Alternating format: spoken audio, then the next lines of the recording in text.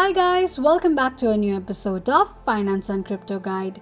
Today in this video, I'm going to show you how you can log into your Factor HR's account. Keep watching the video till the end. To log into your Factor HR's account, firstly go ahead and launch open your Google search. On the search box at the top, type in factorhr.com and make a search. The official page of Factor HR's account will appear on the screen. Click on three lines at the top right corner of the page and from the displayed options, tap on Login.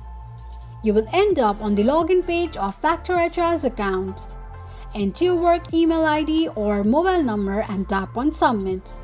On the next page, add in your password associated with your Factor HR's account and tap on Login. This is how you can log into your Factor HR's account quickly and easily just in few steps. If you have any thoughts or queries, let us know in the comments section. Don't forget to subscribe to our channel.